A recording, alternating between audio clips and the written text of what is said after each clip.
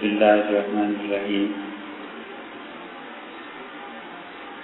14 اگست سے جو تقریبات تھیں شروع ہوئی اور مریض سے اب ہفتہ اور اتوار کو لوگ واپس ہو رہے تھے تو کوئی جگہ خالی نہیں، تو 8:30 بجے 7:30 بجے سب چلا رہا، پھر بھی غنیمت ہے کیونکہ کل 3 گھنٹے میں پہنچا، آج 2 میں۔ بہرحال شاہ ولی اللہ رحمۃ اللہ علیہ کی جب اللہ پہ بات ہو رہی تھی اور ایک مقام پہ پہنچ کے وہ بات اس اعتبار سے رکی کہ اب آگے نئی مباحث ہیں، تو خیال آیا کہ حضور اکرم صلی اللہ علیہ وسلم نے شعبان میں لوگوں کی توجہ رمضان کی طرف دلائی، تو آج کی نشست میں اس پہ تھوڑی سی بات کی جائے۔ حدیث میں یہ بات آتی ہے کہ رسول اللہ صلی اللہ علیہ وسلم کی عادت تھی کہ جو بات پیش آنے والی ہوتی تھی اس کے آنے سے پہلے لوگوں کو اس چیز کے متعلق باخبر کر دیتے تھے، اور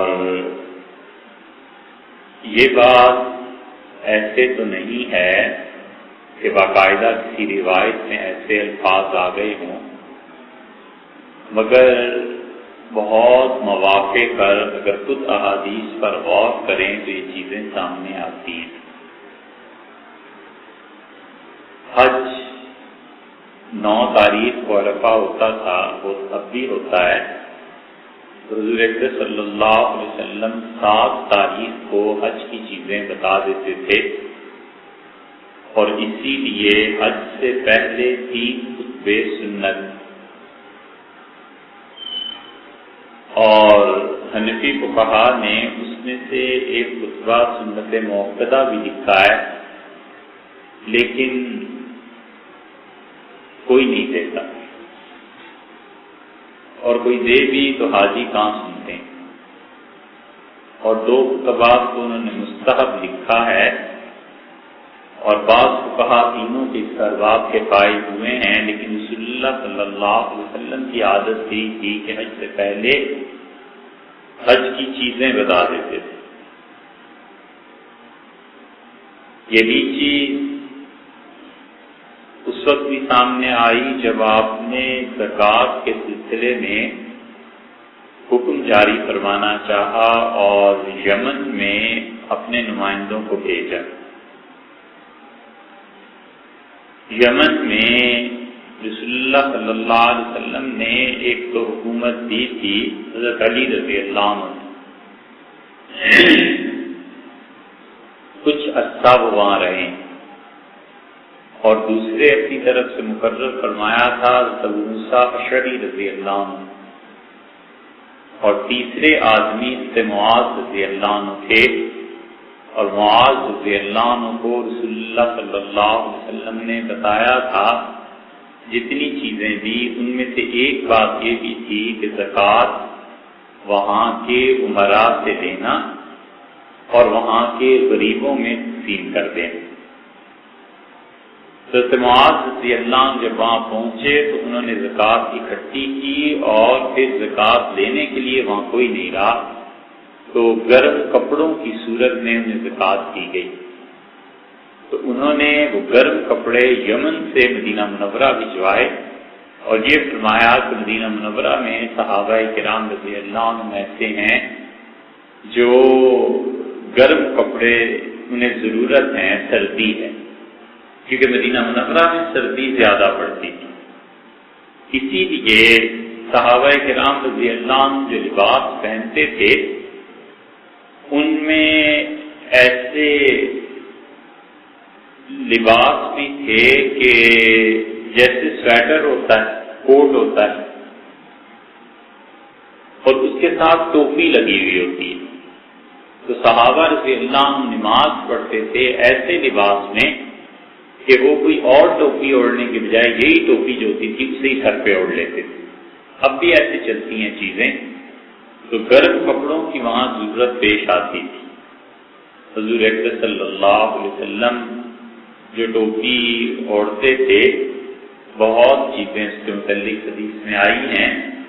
ایسی ٹوپی بھی سردی میں اوڑھ لیتے تھے جس سے کان ڈھانپ لیے جاتے تھے، اور رسول اللہ صلی اللہ علیہ وسلم سفر میں جب جاتے تھے تو ایسی ٹوپی رکھنے کا بھی حکم دیتے تھے کہ سفر میں ایسی ٹوپی پہن لیں جس سے سر، گردن اور کان محفوظ رہیں، اور عام حالات میں سفید ٹوپی رسول اللہ صلی اللہ علیہ وسلم ایسی پہنتے تھے جو سر پہ چپک جائے، اور اسی میں نماز پڑھاتے بھی تھے، پڑھتے بھی تھے۔ اتنی یہ جو تصور ہمارے یہاں ہو گیا ہے کہ ایسی ٹوپی کے اوپر پگڑی باندھ کے ہی نماز پڑھانا ضروری ہے، یہ درست نہیں ہے۔ رسول اللہ صلی اللہ علیہ وسلم بالکل سادہ ٹوپی پہن کے بھی نماز پڑھاتے رہے، پگڑی بھی باندھتے رہے ہیں۔ تو مدینہ منورہ میں ایسے کپڑے آتے تھے کہ ان کپڑوں کو صحابہ رضی اللہ عنہ نے استعمال کیا، اور ٹوپیاں ان میں ساتھ لگی ہوئی ہوتی تھی، جیسے کوٹ ہوتے ہیں تو اوپر ہی ٹوپی اوڑھ لیتے تھے۔ ایک چیز ہے تقویٰ اور ایک چیز ہے فتویٰ۔ فتوے میں بہت سی چیزیں ایسی ہیں جن میں لوگوں کو سہولت ملنی چاہیے، اور فتوے کا اصول یہ ہے کہ بہتر سے بہتر حل لوگوں کی مشکلات اور تکالیف کا دیا جائے۔ اور فتوے کا مطلب صرف یہ نہیں ہے کہ مفتی یہ کہتے کہ یہ چیز حرام ہے، ناجائز ہے۔ فتویٰ صحیح طرح وہ ہے کہ وہ کہے کہ بھائی یہ چیز ناجائز ہے اور اس کی جائز ہونے کی یہ صورت ہے۔ جو اس کا کوئی جائز حل نہیں بتاتا وہ پورا مفتی نہیں ہے۔ حضرت عمر رضی اللہ عنہ کے پاس مدینہ منورہ میں کپڑے آئے، اور لوگوں نے یہ بتایا کہ المومنین اس میں رنگ کو پختہ کرنے کے لیے جانوروں کے پیشاب میں اس کپڑے کو رنگا جاتا ہے، پھر یہ آتا ہے۔ تو عمر رضی اللہ عنہ نے اس کپڑے کا استعمال خود چھوڑ دیا، لیکن لوگوں کو کہا کہ اسے تم استعمال کر سکتے ہو، دھو کے پاک کر لو، استعمال کر لو۔ اور پھر تحقیق کا بھی حکم دیا کہ جو خبر مجھ تک پہنچی ہے یہ درست بھی ہے یا نہیں، اور جب پتا چلا کہ خبر ہی درست نہیں ہے تو پھر انہوں نے لوگوں کو بتایا کہ اس طرح خبر تھی اور اس طرح تحقیق ہوئی اور اس کی تردید ہو گئی ہے۔ تو رسول اللہ صلی اللہ علیہ وسلم نے یمن جانے سے پہلے ان کو بتایا کہ کس طرح زکوٰۃ کیسے وصول کرنی ہے۔ اسی طرح اور بہت سی چیزیں ہیں۔ تو رمضان سے پہلے رسول اللہ صلی اللہ علیہ وسلم نے خطبہ جو دیا اس میں یہ بتایا کہ یہ جو اگلا مہینہ آ رہا ہے یہ ایسا زبردست مہینہ ہے کہ اللہ تعالیٰ نے اس میں نیکی کا ثواب چند در چند کر دیا ہے، دگنا تگنا بہت زیادہ کر دیا۔ قرآن کریم میں نیکی کے ثواب کی بہت جگہ پہ اللہ نے کہا ہے کہ ہم اسے بڑھا دیتے ہیں۔ ازواج مطہرات کے متعلق اللہ نے کہا ہے، امہات المومنین کے متعلق، رسول اللہ صلی اللہ علیہ وسلم کے ازواج رضی اللہ عنہن کے متعلق اللہ تعالیٰ نے فرمایا کہ تم جو کام نیکی کے کرو گی، صحیح کرو گی، تو اللہ تعالیٰ تمہیں عام لوگوں سے دگنا اجر دے گا۔ لیکن جن لوگوں کا یہ خیال ہے کہ یہ تخصیص ہے صرف امہات المومنین کی، یہ خیال درست نہیں ہے۔ اس کی وجہ یہ ہے کہ قرآن نے کئی لوگوں کے متعلق کہا کہ اللہ انہیں دگنا اجر دے گا۔ مثلا اہل کتاب کے متعلق اللہ تعالیٰ نے بتایا ہے کہ جو اہل کتاب میں سے عیسائی اور یہودی ایمان لے آئے رسول اللہ صلی اللہ علیہ وسلم پہ، اللہ تعالیٰ نے بتایا کہ خود بخود اس کے سارے اعمال میں اجر دگنا ہو جائے گا۔ حدیث میں بھی آیا کہ رسول اللہ صلی اللہ علیہ وسلم نے اہل کتاب سے خاص طور پہ فرمایا تھا کہ تم میں سے کوئی آدمی بھی مجھ پہ ایمان لے آئے گا تو اسے ایک اجر تو اللہ اس کا دے گا کہ اس نے اپنے نبی علیہ السلام پر ایمان کو لایا اور پھر اس کے مطابق عمل کیا اور ایک مجھ پہ ایمان لایا اور اس شریعت پہ عمل کیا تو دگنا ثواب اس کو بھی ملے گا۔ اسی طرح اللہ تعالیٰ نے بتلایا ہے کہ جو لوگ خالصتاً اللہ کے لیے کام کرتے ہیں نیکی کا بغیر ریاکاری کے، اللہ یضاعف لہ، اللہ اس کے لیے بہت زیادہ اجر کو بڑھا دے گا۔ اور بہت سی مثالیں قرآن میں آتی ہیں کہ قرآن کریم نے ان کا اجر بڑھانے کی باتیں کی ہیں کہ اللہ اس کا اجر دگنا کر دے گا، اس کا اجر دگنا کر دے گا، 700 گنا تک لے جائے گا۔ سورہ بقرہ میں مثال دی ہے۔ تو اسی طرح رمضان میں اجر کا اللہ تعالیٰ نے جو چیز بتائی ہے، حضور اکرم صلی اللہ علیہ وسلم نے جو ہمیں بتایا ہے وہ یہ بتایا ہے کہ سنت کا درجہ فرض کے برابر اور اس کا پھر آگے مزید اس کو بڑھتے چلے جانا، یہ چیز ارشاد فرمائی۔ اور ہے بھی اس لیے کہ تسلسل کے ساتھ روزے رکھنا، اور روزہ ایسی چیز ہے جس کو اللہ تعالیٰ نے اپنے لیے پسند فرمایا ہے تو لوگوں کا اجر بہت زیادہ بڑھا دیا ہے، حتیٰ کہ نفل کو فرض کے درجے میں پہنچا دیا ہے۔ اور بات وہ ہے جو قرآن کریم میں ایک جگہ آئی ہے کہ اللہ تعالیٰ متقی لوگوں سے پسند کرتا ہے۔ اس لیے رمضان میں نیکیوں سے بھی پہلے جس چیز کی ضرورت ہے وہ یہ ہے کہ آدمی متقی بنے، کیونکہ تقویٰ جتنا آ جائے گا اللہ تعالیٰ اعمال کو قبول کرے گا، اور اگر تقویٰ نہیں ہوگا تو پھر مسئلہ بڑا مشکل ہے۔ اور تقویٰ کا تعلق پوری زندگی سے ہے، وہ زندگی کے کسی ایک شعبے سے نہیں ہے۔ اس لیے بڑے بڑے لوگ قرآن کی اس آیت سے ڈرتے تھے اور وہ کہتے تھے کہ اللہ تعالیٰ نے کہا کہ متقی لوگوں کے اعمال کو قبول کرتا ہے، اور متقی لوگ ان کے اعمال اللہ کے ہاں پیش ہوتے ہیں، فرشتے ان کی لغزشوں کے لیے دعا کرتے ہیں معافی کی۔ تو تقویٰ بنیادی طور پر ایسی چیز ہے کہ اگر نہیں ہوگا تو پھر اعمال میں جان بڑھنا، روح بڑھنا یہ بڑا مشکل ہو جاتا ہے۔ اس لیے زندگی کے جتنے بھی عقیدہ ہے، اعمال ہیں، اخلاص ہے، اخلاص اور تقویٰ ملتی جلتی چیزیں ہیں۔ اس آیت کی شرح میں بڑے لوگوں کے واقعات لکھے ہیں کہ وہ تقویٰ کو تلاش کرتے تھے کہ تقویٰ کیا چیز ہے، اور تقویٰ کے ساتھ تھوڑی نیکی بھی بہت ہے، اور بغیر تقویٰ کے بہت بڑی بڑی نیکیاں بھی گویا کہ کارآمد نہیں۔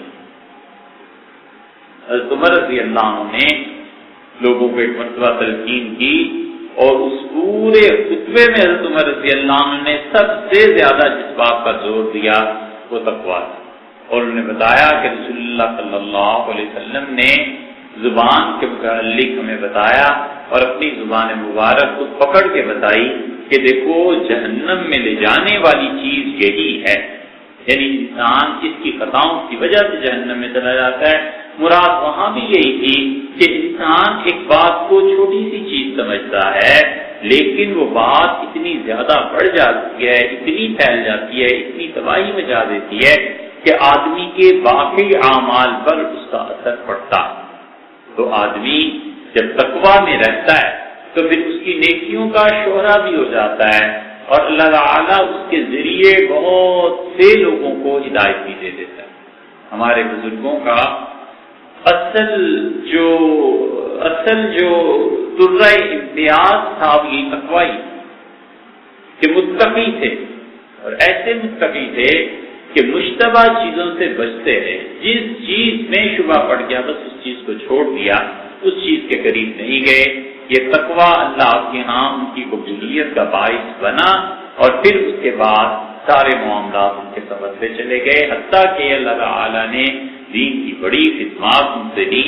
یہ ریاست ٹونک میں ایک محلہ ہے، اس محلے کا نام ہے قافلہ۔ اب تک نواب وزیر الدولہ مرحوم جو تھے یہ لوگ حضرت سید احمد شہید رحمۃ اللہ علیہ سے بیعت ہو گئے، اور سید صاحب رحمۃ اللہ علیہ کے جو تقویٰ تھا وہ بہت اعلیٰ تھا، حتیٰ کہ مولانا اسماعیل شہید رحمۃ اللہ علیہ جیسے آدمی اور مولانا عبدالحی صاحب رحمۃ اللہ علیہ جیسے آدمی کہتے تھے کہ حضرت سید صاحب رحمۃ اللہ علیہ نے جو چیز دیکھی اصل وہ تقویٰ تھی، اور عجیب باتیں ان کی بہت ہی۔ سید صاحب رحمۃ اللہ کے یہاں جب گئے تو انہوں نے کہا اور یہ لوگ اتنی استعداد کے تھے کہ مولانا اسماعیل شہید رحمۃ اللہ عنہ کا کہ حضرت نماز پڑھا دیں، نماز نہیں پڑھنی آتی. تو کہتے سید صاحب رحمۃ اللہ عنہ نے جب نماز کا کہا، 2 رکعتیں جو ہم نے حضرت کے کہنے پہ پڑھی، پھر وہ زندگی بھر ایسی 2 رکعتیں نصیب نہیں ہوئی. سرے سے کسی چیز کا اللہ کی حضوری کے علاوہ خیال ہی نہیں آیا. ایسا خشوع اور خضوع تھا.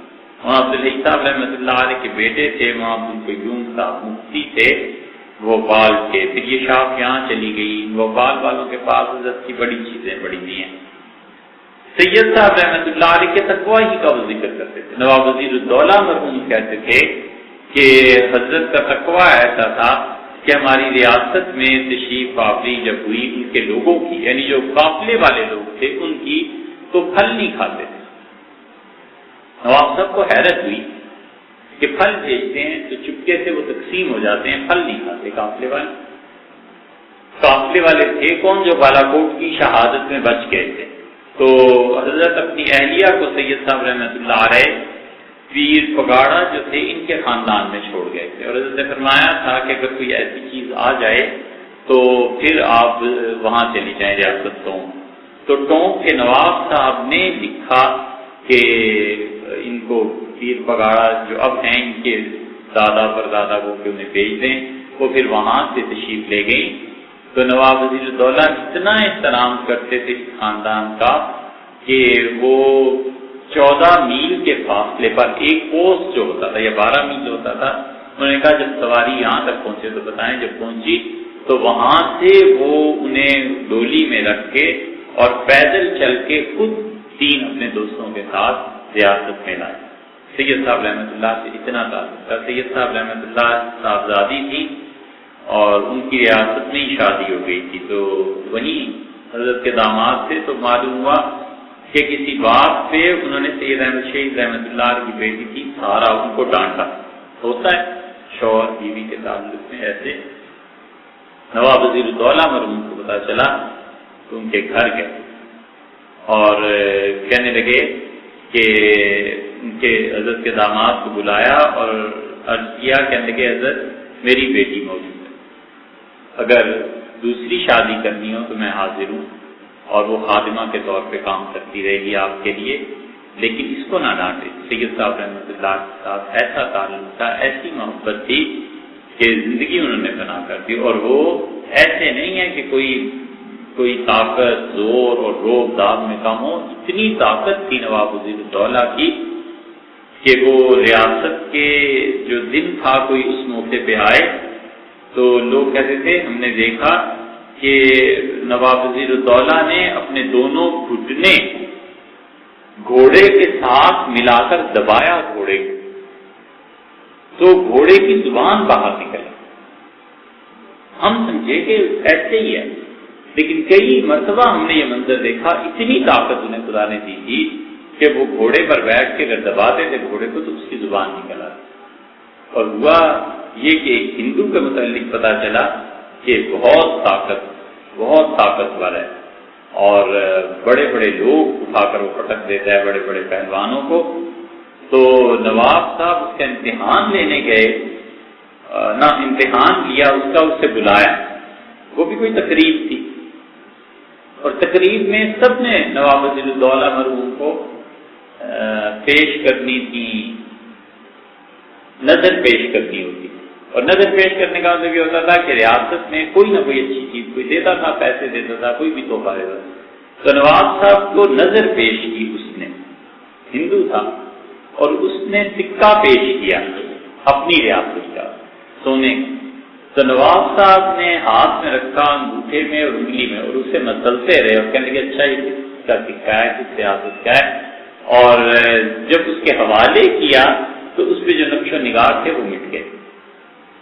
ہندو سمجھ گیا کہ یہ اصل میں مجھے چیلنج ہے کہ طاقت. تو اس نے کہا حضرت یہ سکہ ہماری ریاست کا ہے اور ہمارے یہاں چلتا ہے اور حضرت یہ دیجیے. 2-4 جملے کہہ کے اس نے سکے کو ہاتھ سے 2 ٹکڑے کر کے نواب وزیر الدولہ کو واپس کر دی. تو نواب صاحب بھی بات میں ہنسے اور ہندو بھی ہنسا. اس نے کہا مقابلہ تو مناسب نہیں، لیکن انہیں بھی پتا ہے کہ میری طاقت اور مجھے بھی پتا چل گیا کہ اتنی طاقت ہے اتنے طاقتور آدمی تھے، لیکن سید صاحب رحمۃ اللہ علیہ کے جو بالا کوٹ میں لوگ رہ گئے تھے، جب منتقل ہوئے تو پورا محلہ انہیں دے، اس محلے کا نام ہی قافلہ پڑ گیا۔ ان لوگوں سے وہ کہتے تھے کہ وہ لوگ پھل نہیں کھاتے تھے۔ نواب وزیر الدولہ نے پوچھا کہ پھل کیوں نہیں کھاتے؟ تو انہوں نے کہا کہ آپ کی ریاست میں یہ جو پھل آتے ہیں، یہ درختوں سے جو اتارے جاتے ہیں تو اس سے پہلے ان کا سودا ہو جاتا ہے، تو ان کی بیع مجہول ہوتی ہے۔ یہ جو مجہول بیع ہے، یعنی پتہ نہیں ہوتا کہ کتنا پھل اترے گا، پیسے اس سے پہلے ہی طے ہو جاتے ہیں، قیمت اس سے پہلے ہی طے ہو جاتی ہے، تو قیمت کے پہلے طے ہو جانے کی وجہ سے ہم اسے جائز نہیں سمجھتے، تو اس لیے ہم بازار سے کوئی پھل لیتے نہیں ہیں کہ یہاں پہ ایسے ہوتا ہے۔ تو نواب صاحب نے کہا سید صاحب رحمۃ اللہ علیہ کے ساتھ رہنے کا یہی اثر ہونا چاہیے تھا، اور پھر انہوں نے کہا کہ جو میرا ذاتی باغ ہے آئندہ سے اس سے پھل بھیجے جائیں، ریاست میں پھل خرید کے نہیں بھیجا جائے، یہ تقویٰ۔ ایک بات حضرت انور شاہ صاحب رحمۃ اللہ علیہ نے لکھی ہے، اور یہ بات حضرت ہی لکھ سکتے تھے۔ بیع پر بحث کی ہے ایک جگہ کہ خرید و فروخت کیا ہوتی، اور پھر انہوں نے یہ لکھا ہے کہ حنفی فقہا ایک قسم ہے بیع کی، خرید و فروخت کی، اسے ناجائز کہتے ہیں، اور وہ کہتے ہیں کہ جب تک اجرت واضح نہ ہو تب تک اجارہ معاہدہ حرام۔ مثلا ایک چھوٹی سی مثال یہ کہ آدمی نے یہ گاڑی کرائے پہ لے لی اور کہا یہ سامان رکھو اور اسلام آباد پہنچا دو، اور پیسے جتنے ہوں گے دیکھ لیں گے، تو اب وہ اسلام آباد پہنچاتا ہے اور وہ کہتا ہے جی 2000 روپیہ کرایہ بنا، یہ کہتا ہے 1500 روپیہ بنا، تو اب جو مجبور اجرت تھی نا جو ہوگا دیکھ لیں گے، اس کو حنفی فقہا نے ان چیزوں کو جائز نہیں لکھا۔ یہ حضرت انور شاہ صاحب رحمۃ اللہ علیہ سے جائز لکھا ہے۔ حضرت نے ترمذی کی شرح میں یہ فرمایا کہ معاہدے کی ایک قسم وہ بھی ہوتی ہے جو بنیادی طور پر بظاہر ناجائز نظر آتی ہے، لیکن انجام کار اگر فریقین راضی ہو جائیں اور شریعت کی کوئی اور شک اس کے متصادم نہ ہوتی ہو تو وہ پھر جائز ہو جاتی ہے۔ مثلاً یہاں سے وہ سودا لے گیا 2000 روپے، طے بھی نہیں ہوا تھا، اس نے کہا 2000 روپے یہ لو 2000، تو بظاہر کے مجہول بیع کی پہلے اس میں طے ہی نہیں تھا، لیکن وہاں پہنچ کے جب اس نے 2000 طلب کیے، اس نے 2000 دے دیے، تو انور شاہ صاحب رحمۃ اللہ فرماتے ہیں کوئی گناہ یہ ہو جائے گا، حتیٰ کہ حضرت نے ہی لکھا ہے اور یہ حضرت ہی لکھ سکتے تھے، وہ فرماتے ہیں کہ جو سودے کی وجہ سے بظاہر نظر آتا ہے کہ بیع فاسد ہے، اس سے گناہ ہوگا، تو فرماتے ہیں اس سے گناہ ہی نہیں ہوگا، کیونکہ انجام کار یہ چیزیں اتفاق میں آ گئی۔ تو خیر بڑے لوگ تھے تو وہ پھل استعمال نہیں کرتے تھے، ایسے نیک لوگ تھے، ایسے متقی ہیں۔ غالباً حضرت گنگوئی رحمۃ اللہ علیہ اپنے کسی استاد کے، حضرت گنگوئی رحمۃ اللہ علیہ فرماتے لیکن کس استاد کے متعلق کہتے یہ خیال نہیں رہا، حضرت اپنے ایک استاد کے متعلق کہتے تھے کہ دلی میں وہ اتنے برس رہے اور وہاں پر کبھی بازار سے سالن لے کے نہیں کھایا، تو عرض کیا گیا کہ حضرت سالن نہیں لیتے، تو کہنے لگے بازار میں سالن جو ہوتا ہے اس میں کھٹاس پیدا کرنے کے لیے امچور ڈالتے ہیں، امچور جو ہے جیسے مسالے اور ڈالتے ہیں تو یہ بھی ڈالتے ہیں، یہ امبی جو ہوتی ہے اس کا اچار پڑتا ہے، اس سے بنتی ہے، تو انہوں نے کہا دلی میں پھلوں کی خرید و فروخت جائز نہیں ہوتی، تو سالن میں وہی لا کے ڈال دیتے ہیں، اس لیے میں نہیں کھاتا۔ تقویٰ جو تھا اصل میں یہ چیزیں تھیں جس نے انہیں اس درجے تک پہنچا دیا کہ اللہ تعالیٰ نے ان کے فیوزات و برکات اب تک جاری و ساری فرمائے۔ تو رمضان، روزہ، تراویح یہ سب چیزیں، لیکن اس میں بنیادی چیز تقویٰ ہے۔ ایک چیز بنیادی طور پر اور بھی ہے، اور وہ یہ کہ اللہ سے ثواب کی نیت کر۔ حضرت ابو الحسن علی ندوی رحمۃ اللہ علیہ رمضان میں حضرت کو دیکھا اس پہ بہت زور دیتے، جو آتا تھا ملتا تھا فرماتے تھے روزہ رکھا ہو، کیسا جی؟ فرماتے تھے ثواب کی نیت کی، تراویح پڑھنے جا رہے ہو ثواب کی نیت کی، تو بار بار توجہ دلاتے تھے کہ ثواب کی نیت رکھو، اور پھر وہ حدیث پڑھتے تھے کہ من قام رمضان ایمان و احتسابا، جس انسان نے رمضان کے روزے رکھے اور تراویح پڑھی ایمان اور اللہ سے ثواب طلب کرنے کی نیت، اور بار بار سناتے تھے کہ مولانا الیاس صاحب رحمۃ اللہ علیہ فرمایا کرتے تھے کہ مسلمان بدنیت کم ہوتا ہے، بے نیت زیادہ ہوتا ہے، فرماتے ثواب کی نیت ہی نہیں رکھتا۔ اب یہ فقہا نے لکھا ہے کہ اگر امام نماز پڑھاتے ہوئے امامت کی نیت نہیں کرے گا تو اس سے امامت کا ثواب نہیں ملے گا۔ تو اب امام نماز پڑھاتے ہوئے امامت کی نیت کرے گا تو ہی ثواب ملے گا، اور اگر عورتیں پیچھے نماز پڑھیں گی تو عورتوں کی امامت کی نیت حنفیوں کے نزدیک مستقل طور پہ کرے گا، تب جا کر ان کی نماز ہوگی۔ تو یہ سب چیزیں فقہی مسائل میں درج ہیں۔ تو اللہ سے ثواب کی امید رکھنا، ثواب ہے کس چیز کا نام؟ ثواب اللہ کے قرب کا نام ہے، اللہ کے قریب ہونے کا نام۔ حضرت ابو ہریرہ رضی اللہ عنہ، ان کا جب انتقال ہوا تو جو ان کو دفن کرنے کے لیے لوگ گئے تھے ان میں عبداللہ ابن عمر رضی اللہ عنہما بھی شامل تھے، اور عبداللہ ابن عمر رضی اللہ عنہما بہت روئے، اور انہوں نے حضرت ابو ہریرہ رضی اللہ عنہ کی بہت تعریف بیان کی۔ حضرت ابو ہریرہ رضی اللہ عنہ کے جنازے میں یا تو اہل بیت کرام تھے رضی اللہ عنہ، انہوں نے ان کی بڑی تعریف کی، اس لیے کہ حضرت ابو ہریرہ رضی اللہ عنہ ان لوگوں میں سے تھے جنہوں نے اصرار کیا اس بات پر کہ حضرت حسن رضی اللہ عنہ کو رسول اللہ صلی اللہ علیہ وسلم کے پہلو میں دفن کیا جائے، اور حضرت ابو ہریرہ رضی اللہ عنہ مسجد نبوی میں کھڑے ہو گئے اہل بیت کرام رضی اللہ عنہ کے فضائل بیان کرنے کے لیے، تو اس اعتبار سے بھی ان کا حق بھی بنتا۔ حضرت ابو ہریرہ رضی اللہ عنہ کی بڑی فضیلت بیان کی حضرت عبداللہ ابن عمر رضی اللہ عنہ نے، اور بہت ہوئے، اور کہنے لگے سب سے زیادہ حافظ کا آدمی ہم میں گئی، سب سے زیادہ وہ آدمی جو رسول اللہ صلی اللہ علیہ وسلم کی حدیث بیان کرتا تھا یہ تھا۔ پھر واقعہ سنانے لگے اور فرمایا کہ ابو ہریرہ رضی اللہ عنہ نے ایک دن کہا کہ جس نے جنازے کی نماز پڑھی رسول اللہ صلی اللہ علیہ وسلم نے فرمایا اس سے ایک قرات ثواب ملا، اور قرات کتنا ہے؟ اس کا وزن احد پہاڑ سے زیادہ، اور جس آدمی نے تدفین میں بھی شرکت کی اسے 2 قرات کا ثواب ملا، یعنی احد پہاڑ کو تولا جائے تو دگنا تولا جائے، پھر اس سے بھی زیادہ ثواب جو ہے وہ اس سے ملا۔ تو عبداللہ ابن عمر رضی اللہ عنہ کہتے تھے کہ میں نے کہا کہ یہ کس نے کہا ہے، یہ کیسی بات ہو گئی؟ تو انہوں نے کہا کہ جاؤ عائشہ رضی اللہ عنہ، تو کہتے ہیں میں المومنین رضی اللہ عنہ کی خدمت میں گیا تو انہوں نے کہا وہ سچ کہتا ہے، رسول اللہ صلی اللہ علیہ وسلم یہی فرمایا تھا کہ جو لوگ صرف جنازہ پڑھ کے واپس آ جاتے ہیں انہیں اتنا ثواب ملتا ہے، اور جو تدفین تک ٹھہرتے ہیں شرکت کرتے ہیں انہیں اتنا ثواب ملتا ہے۔ اس کی ایک وجہ، اور بھی وجوہ ہیں بہت سی، ایک وجہ یہ بھی ہے کہ اس آخری دعا میں شرکت کرتے ہیں جو قبر پہ ہاتھ اٹھا کر مانگی جاتی ہے، وہ دعا جو ہے آخری میت کے لیے جو مانگی جاتی ہے اس کو بہت اہمیت دیتے تھے صحابہ رضی اللہ عنہ، اتنی زیادہ کہ حضرت عثمان رضی اللہ عنہ کے جنازے میں حضرت عبداللہ بن مسعود رضی اللہ عنہ ان کا جنازہ تھا، کیونکہ ان کا انتقال پہلے ہو گیا تھا، امیر المومنین سیدنا عثمان رضی اللہ عنہ کا انتقال بعد میں ہوا ہے۔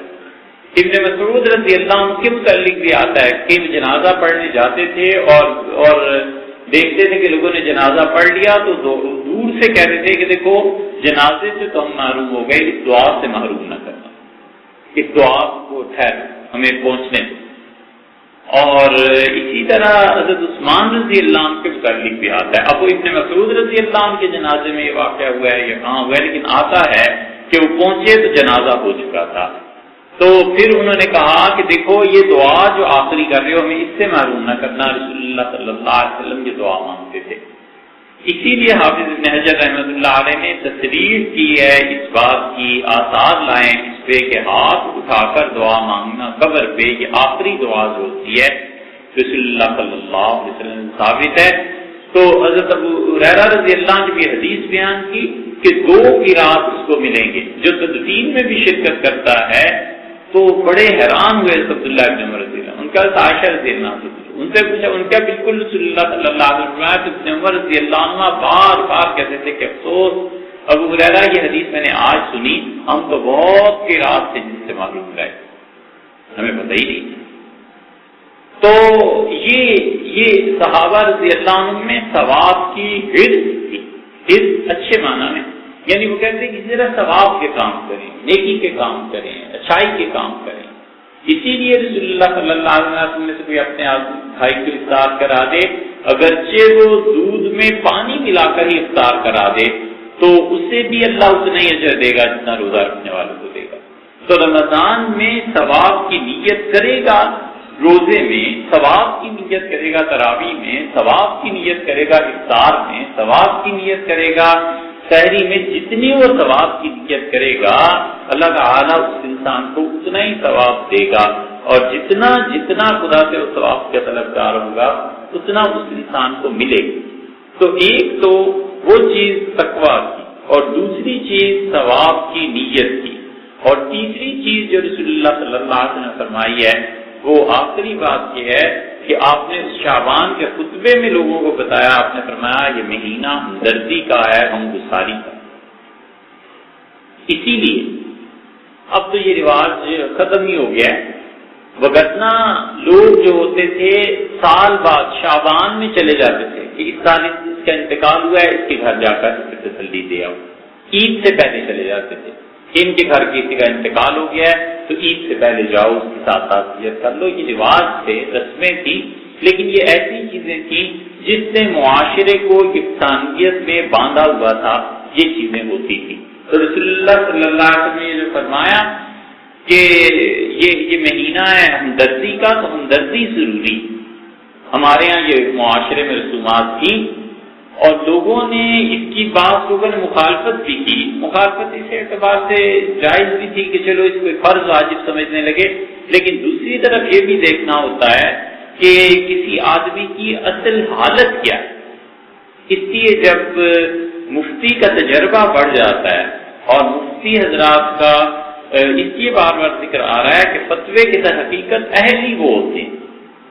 اس لیے ہمارے ہاں یہ جو مسئلہ چل پڑا ہے نا کہ جس کی داڑھی دیکھی اسی سے مسئلہ پوچھنے بیٹھ، کہ ہر داڑھی والے کو پتا چل جائے گا، 4 دن میں پتا چل جاتا ہے، جدھر کوئی دیکھو داڑھی والا مسئلہ پوچھے۔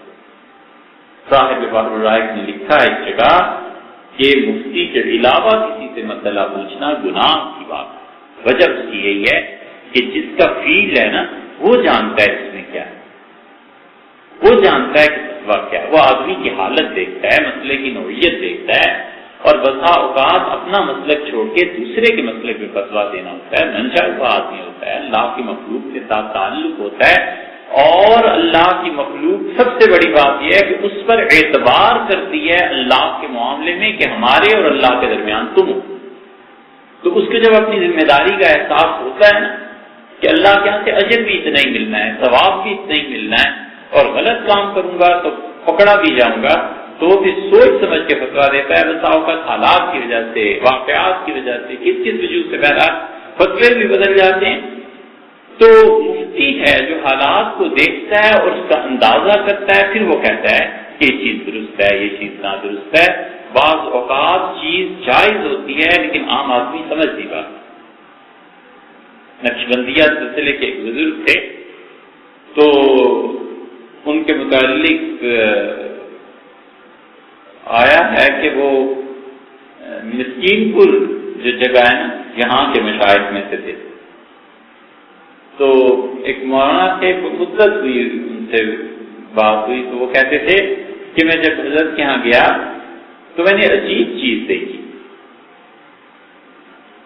اور عجیب چیز یہ دیکھی کہ 2 حضرت کے مرید بیٹھے ہوئے تھے، سب مراقبے میں بیٹھے ہوئے تھے، اور مراقبے کا حال لوگ کا یہ تھا کہ کئی مرتبہ عشاء کے بعد مراقبے میں بیٹھتے تھے تو فجر کی نماز ہو جاتی تھی۔ ایسے ہی تھا تزکیہ، اور ایسے ہی اللہ کی یاد اور یہ ذکر تھا، اور اتنی تفصیل سے وہ مراقبات کراتے بھی تھے۔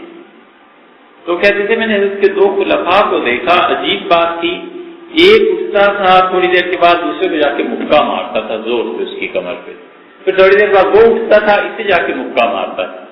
تو جو نئے ہم جیسے گئے ہوئے تھے ہمیں ہنسی آتی تھی پھر وہ تھوڑی دیر بعد مولوی اٹھ کے اس سے مکہ مارتا ہے، پھر اس سے مکہ مارتا ہے. تو حضرت دیکھتے رہے، چپ رہے، کسی کو کسی کے حال سے چھیڑتے نہیں. یعنی جو حالت اس پہ تاری ہے نا، بس لوگ دیکھتے تھے، چپ رہتے تھے کہ ہوگا کوئی معاملہ. تو ہمیں بڑا تعجب ہوا. تو ہم نے اس مجلس کے بعد حضرت سے عرض کیا، ہم نے کہا حضرت یہ کیا ہو رہا تھا تماشا؟ یہ اس کو اٹھ کے مارتا تھا پھر مراقبے میں جا کے بیٹھ جاتا، وہ اس کو اٹھ کے مارتا تھا پھر مراقبے میں بیٹھ جاتا، یہ کر کیا رہے تھے اور آپ نے انہیں روکا ہی نہیں اور آپ دیکھتے رہے.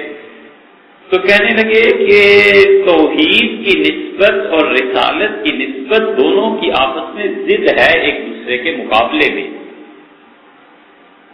اور اس آدمی پر اللہ تعالیٰ کی توحید کی تجلیات پڑ رہی تھی، اللہ کی وحدانیت کا غلبہ تھا، اور اس کے جو وہ نور تھا، انوار تھے. اس نے اپنے درجے میں دیکھا کہ اور کون ہے، تو اسے یہ آدمی نظر آیا. تو یہ بار بار اسے کہہ رہا تھا روحانیت کی دنیا میں کہ اللہ کے علاوہ کوئی نہیں ہے. اللہ تک پہنچنے کے لیے تم حدود کا تناسب قائم کرو. حضور اکرم صلی اللہ علیہ وسلم کی نسبت بالکل مسلم اور صحیح ہے، لیکن اللہ کی توحید زیادہ غالب ہے. تو تم کیا رسالت میں ڈوبے ہو، آگے چلو. تو اٹھ کے اسے مارتا، اور اس پہ رسالت کا رنگ غالب تھا، اس پہ وہ تجلیات پڑ رہی تھی. اور یہ سے بار بار کہہ رہا تھا کہ حضور صلی اللہ علیہ وسلم کے بغیر اللہ تک پہنچنا ممکن ہی نہیں ہے، لہٰذا تم توحید کے اس مقام سے اترو، میری طرف آؤ، ادھر سے چلتے ہیں. پھر یہ اسے اٹھ کے مارتا تھا. تو انہوں نے کہا اس لیے تم نہیں جانتے تھے، میں دیکھ رہا تھا اور میں نے کہا دونوں ٹھیک کر. حضرت فرماتے تھے کہ ہم نے خانقاہ میں دیکھا دو آدمی تھے، حضرت کے خلفاء میں سے تھے، اور ایک دوسرے سے چمٹ گئے، بڑی دیر چمٹے رہے، پھر اس کے سر کو چمتا تھا، اس کے سر کو چمتا تھا. تو حضرت سے پوچھا کہ حضرت یہ کیا ہے؟ تو انہوں نے کہا ایک ہی وقت میں اللہ کی محبت کی تجلیات نے دونوں کو گھیر دیا، اور اس پہ بھی وہی تجلیات ہیں، اس پہ بھی وہی تجلیات ہیں. اب وہ تجلیات کو تو نہیں چوم سکتے، لیکن تجلیات کا جو مظہر ہے نا ابھی، وہ اس کو چوم رہا ہے اور اس کو چوم رہا ہے. فرمایا دونوں کو ایک ہی نسبت حاصل ہے. تو اب یہ چیز وہاں کو کہتے تھے کہ ہم نے جو دیکھی تو ہم نہیں سمجھ سکتے تھے، لیکن وہ حضرات سمجھتے تھے، اس سے ہمیں تو اعتراض ہوا. تو جب ہم نے اپنے کوئی باتیں ذکر کی تو ان کا مولوی صاحب چھوڑو، تم پڑھایا کرو، بات کیا کرو، چھوڑو ان باتوں کو، یہ ایسے ہی ہیں پڑے رہتے، یہ بات ہوتی ہے. اور منظور نعمانی صاحب نے بھی حضرت سے کہی، رائے پوری رحمۃ اللہ کے یہاں جب گئے تو مولانا منظور نعمانی صاحب کہتے تھے کہ میں پہلے دن جب بیٹھا حضرت کے پاس، کوئی دماغی چیزیں ایسی ہو گئی تھی کہ مجھے ضرورت پیش آئی کہ میں کہیں جا کر تنہائی میں وقت گزاروں سکون کی خاطر، لکھنؤ شہر کے ہنگاموں سے دور. تو میں جب رائے پور گیا حضرت کے پاس تو پہلے ہی دن تو بڑے سکون اطمینان کی چیزیں سوچتا رہا. تو مغرب کی نماز ہوئی، میں حضرت کے پاس جا کے بیٹھا تو میں نے دیکھا کہ وہاں کچھ لوگ ذکر کر رہے ہیں، ضربیں لگا رہے ہیں، اللہ اللہ کر رہے ہیں. مجھے بڑا تعجب ہوا. تو میں نے حضرت سے پہلے ہی دن پوچھ لیا، میں نے کہا حضرت جہاں تک ہم نے پڑھایا ہے دین میں اس کی روح سے یہ بدعات نظر آتی ہیں، تو یہ کیا ہے؟ تو حضرت نے یہی جواب دیا. حضرت محمد صاحب بس آپ جو کام کر رہے ہیں لکھنے پڑھنے کا، دین اصل میں ہوا ہے، وہ کام کرتے رہیے. باقی یہ ایسے ہیں نالائق کہ ان کو اور بیچاروں کو کوئی کام ہو ہی نہیں سکتا، تو میرے پاس آ جاتے ہیں، یہاں بیٹھ جاتے ہیں، اللہ اللہ کرتے ہیں، بس کرتے ہیں. تو منظور صاحب رحمۃ اللہ علیہ کی نصیب کی بات تھی، انہوں نے اس جواب کو کافی نہیں سمجھا. پھر اگلے دن پوچھا، جو بھی حضرت نے لکھا ہوا ہے ان کی کتاب ہے تصوف کیا کے آغاز میں. لیکن وہ مولوی صاحب جنہوں نے یہ ساری چیزیں بیان کی کہتے تھے کہ حضرت نے جب یہ فرمایا کہ مولوی صاحب بس پڑھتے پڑھاتے رہا کرو، ان لوگوں کو چھوڑو، تو وہ میں اس کو سمجھ نہیں پایا کہ وہ کس طرف مجھے یعنی توجہ دلا دی. تو افسوس ہم نے اس کو کچھ حاصل نہ کیا. لیکن وہ اتنے عارف باللہ آدمی تھے، ایسی نظر تھی کہ وہ شریعت کو بھی جانتے تھے اور ان چیزوں کو بھی. اور ان کے ایک مرید نے بھی مجھ سے بیان کیا کہ ایسے جھوٹ نہیں تھا، ایسے لوگ نہیں تھے، کہتے تھے کہ ہل چلاتے تھے حضرت خود. اور ایک دن بڑا اصرار کیا ہم نے کہ گرمی شدید پڑ رہی ہے، ہل چھوڑ دیں. تو وہ کہتے تھے میں اپنی روزی خود ہی کما لیتا ہوں، اپنی زمینوں میں ہل چلاتا ہوں، گندم آ جاتی ہے، سبزی اگ جاتی ہے، اس چیز سے کھا پی لیتا ہوں، باقی میں نہ تحفہ نہ ہدیہ نہ کسی چیز میں پڑتا ہوں. تو کہتے کہ ہم میں سے ایک اٹھا، جوانی کا حال تھا، تو اس نے ہل پہ جو ہاتھ رکھا تو تھوڑی دیر کے بعد بے ہوش ہو گیا. تو حضرت نے فرمایا کہ اٹھا کر لے جاؤ. تو فرمایا تمہیں میں کہتا نہیں تھا کہ نہیں کرو، حل مجھے ہی چلانے دو.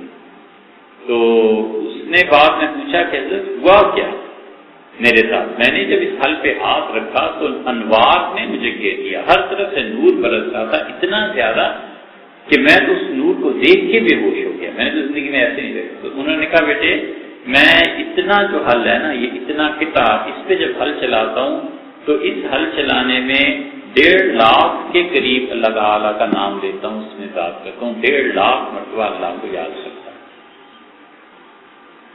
تو کہتے تھے کہ واقعی جو آدمی حل چلائے ایک ٹکڑے پہ کسان اور 1.5 لاکھ مرتبہ اس میں اللہ کو یاد کر لے، یہ ہماری سمجھ سے بالا چیزیں تھیں مگر یہ چیزیں تھیں. تو وہ لوگ ایسے تھے کہ وہ اب بظاہر ہمیں سمجھ میں نہ آئے لیکن چیز تھی. تو یہ جو مہینہ رسول اللہ صلی اللہ علیہ وسلم نے فرمایا نا ہمدردی کا ہے لوگوں سے، بات تو اس پہ تھی کہ ہمدردی اور مسلمانوں کے ساتھ تعلق، اس میں سے ایک چیز یہ بھی ہے کہ بہت سی چیزیں بہت سے لوگ کی نہیں سمجھ میں آتی، چھوڑ دیں نہ اس تحقیق اور جستجو میں پڑے. ایک آدمی روزہ نہیں رکھتا، اس کے ساتھ بھی ہمدردی کسی اور طرح سے ہو سکتی ہے. ضروری نہیں ہے کہ اسے بدنام ہی کیا جائے کہ روزہ نہیں رکھتا، ایسے کرتا ہے ایسے کرتا ہے اور ایسی چیزیں. روزہ فرض روزہ، اب نام کیا لینا، کسی کو ان کے متعلق بدگمانی نہ ہو. ایک آدمی ان کے پاس آیا اور اس نے کہا حضرت مسافر ہوں، یہاں آیا ہوں اور رمضان کا فرض روزہ، خانقاہ میں بزرگ بیٹھے ہوئے تھے، تو اس نے کہا حضرت یہاں آیا ہوں اور مسافر ہوں، کھانا چاہیے، کھانا نہیں مل رہا. تو انہوں نے کہا بھی جاؤ ہمارے گھر سے کھانا لا. تو جب کھانا رکھا گیا اس نے کہا حضرت کھانا آپ بھی میرے ساتھ کھا لیں. انہوں نے کہا میں کھانا کھا لیتا ہوں لیکن کھانے کے بعد جو میں کہوں گا اس سے تم بھی مانگو. اس کا اصرار بڑا تو انہوں نے کھانا کھانا شروع کر دیا. اب رمضان کا فرض روزہ جو مریدوں نے دیکھا تو بہت سے اٹھ کے چلے گئے. انہوں نے کہا ایسے پیر کے پاس کیا بیٹھتے ہیں، دیکھو یار رمضان کا روزہ فرض روزہ کھانا کھا رہے ہیں. تو جب کھانا کھا چکے تو انہوں نے کہا کہ اب میری بات مانو گے؟ اس نے کہا جی. تو فرمانے لگے عیسائیت سے توبہ کر. اس کا ہوش ہو گیا، چپ ہو گیا اور کہنے لگا حضرت میں نے بڑی بڑی مسجدوں میں امامتیں بھی کی، مسلمانوں میں رہا، نمازیں پڑھاتا رہا، لیکن میں حقیقت میں واقعی عیسائی ہوں. انہوں نے کہا کہ بس توبہ کر تو مسلمان. اس نے کہا اچھا آؤں گا. کوئی عیسائی تھا سچا، گیا جو بھی محکمہ ہوگا استعفیٰ دے کے آیا اور آ کر پھر کہا حضرت اب مرید ہوتا ہوں، بس اب مجھے مسلمان ہوں.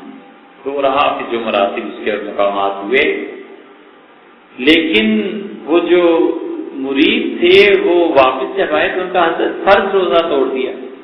تو انہوں نے کہا فرض روزہ اسی لیے توڑ دیا کہ مجھے پتا تھا کہ اس نے میری اگر بات مان لی تو یہ کفر سے نکل کے اسلام میں آ جائے گا اور مجھے کیا 2 مہینے کے روزے رکھنے پڑیں گے، بوڑھا آدمی ہوں، میرے لیے کیا مشکل ہے 2 مہینے روزے رکھوں گا، میں تو ایسے بھی روزے رکھتا رہتا ہوں.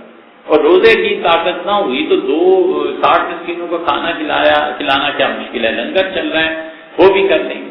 اور فرمان لگے کہ اگر ایسے شہباز آتے رہے نا، ایسے شکار میں ملتے رہے تو میں پورے رمضان کے روزے ایک ایک کر کے توڑنے کو تیار ہوں، بشرطے کہ لوگ کفر سے اسلام کی طرف آتے. تو عیسائی تھا، مسلمان ہو گیا اور بڑے مراتب کا آدمی بنا.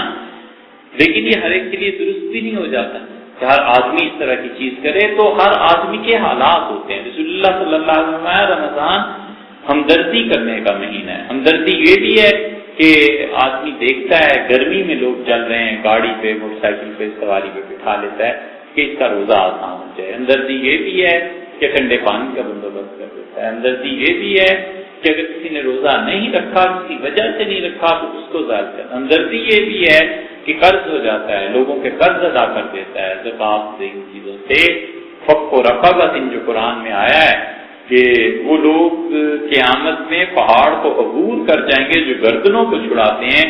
تو گردن کا چھڑانا، قرض کا ادا کرنا کسی آدمی کا بہت بڑی نیکی. حتیٰ کہ امام ابو حنیفہ رحمۃ اللہ علیہ کا قول حنفی فقہا ہی نے نقل کیا ہے کہ امام صاحب رحمۃ اللہ نے فرمایا زکات کا سب سے اچھا مصرف یہ ہے کہ کسی آدمی نے قرض لے لیا ہے تو اس کا قرض ادا کرنا. پھر حنفی تو اس کی بھی تخصیص نہیں کرتے کہ قرض اس نے خدا کی نافرمانی کے لیے لیا ہے یا فرما برداری کے لیے لیا ہے. وہ کہتے ہیں قرض تو اس نے لے ہی لیا ہے نا، پھنس تو گیا ہی ہے بیچارہ، لوگوں کے قرضے ادا کر دو. یہ بہت بڑی نیکیوں میں سے ہے. یہ کام ہیں جو رمضان میں کرنے کے ہیں. اللہ تعالیٰ نے آپ کو کرنا چاہے رمضان